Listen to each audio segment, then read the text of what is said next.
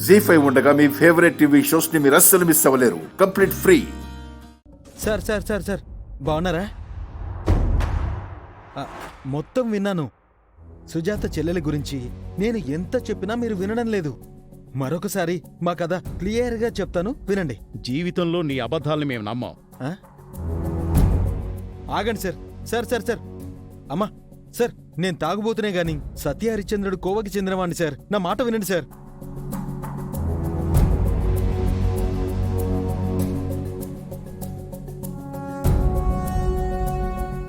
జనాలు నిజాలు నమ్మడం మానేశారు. ఛ!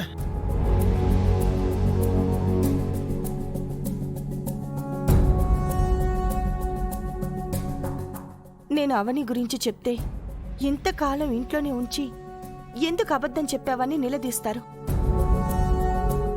అప్పుడు నిజాలన్నీ బయటపడాల్సి వస్తుంది. విన్నాను, అంతా విన్నాను.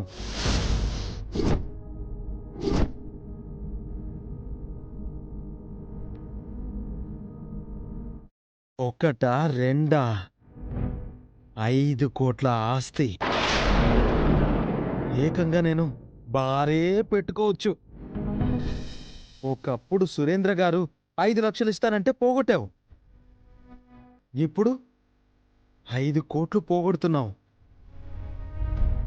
ఆ దేవుడిచ్చే అవకాశాన్ని ఎందుకు చెడగొడతావు సుజాత? నాకు డబ్బు కట్టే నా చెల్లెలి జీవితం చెడిపోకుండా ఉండడమే నాకు అవసరం.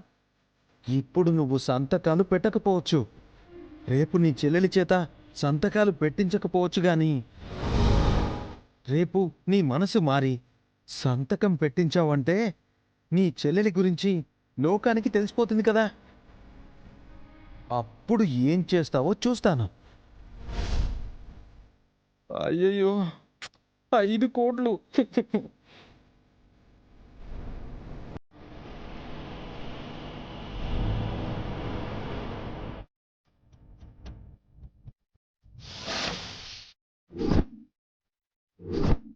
నేను అవనికి మంచి సంబంధం చూశాను. అతని పేరు వికాస్. నువ్వు వికాస్ ని పెళ్లి చేసుకోవాల్సిందే.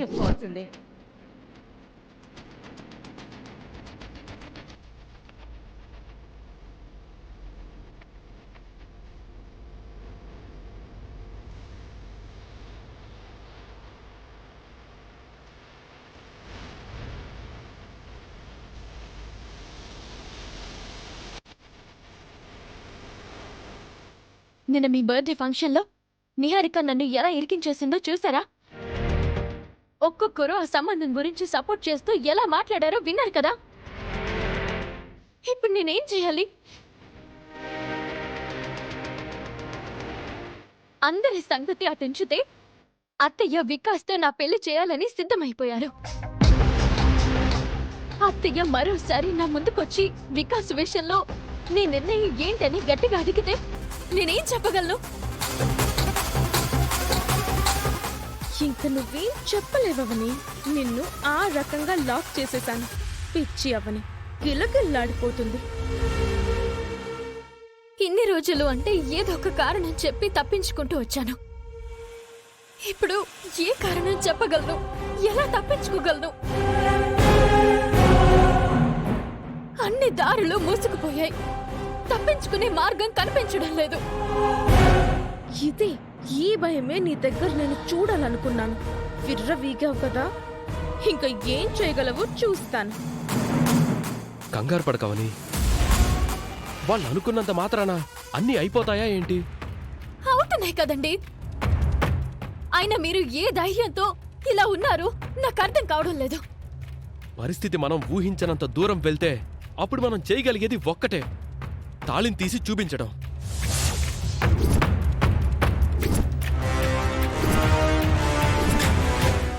నేను కట్టానని చెప్పడం. అంతకు మించి మనం చేయగలిగేది ఇంకేం లేదు. అదే నా ధైర్యం, అంతే. తాళి చూపించినంత మాత్రాన ఎలా నమ్ముతారు?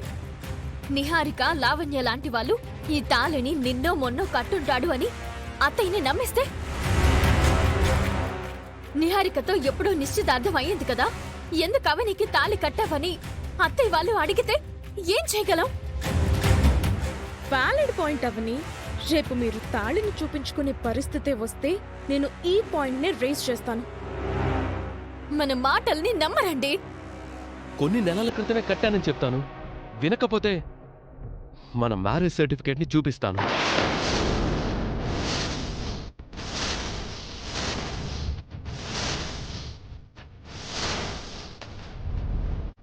నా దగ్గర భద్రంగా దాచిపెట్టిన మన మ్యారేజ్ సర్టిఫికేట్ని తీసి చూపించానంటే అందులో మన పెళ్ళైన డేట్ ఉంటుంది. ఆ ఎవిడెన్స్ చాలు కదా అవని. అప్పుడు అందరి నోళ్ళు మూతపడతాయి. ఎవరు మనల్ని క్వశ్చన్ చేయలేరు. ఆ సర్టిఫికేట్ గురించి ఎంక్వైరీ చేసినా, లీగల్గా ప్రొసీడ్ అయినా మన వైపు నుంచి ఎలాంటి రాంగ్ ఉండదు.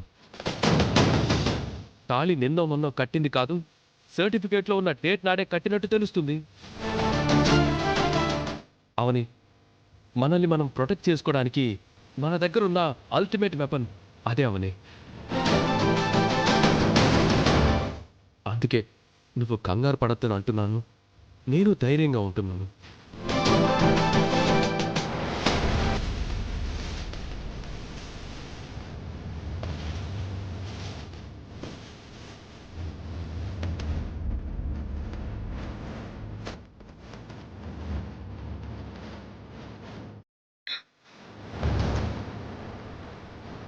ఇది నేను అస్సలు ఎక్స్పెక్ట్ చేయలేదు.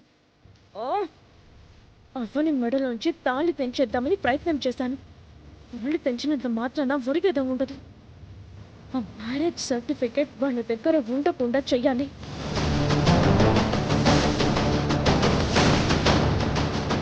జీ5 యాప్ డౌన్లోడ్ చేసి అన్ని ఎపిసోడ్స్ పూర్తి ఉచితంగా చూడండి.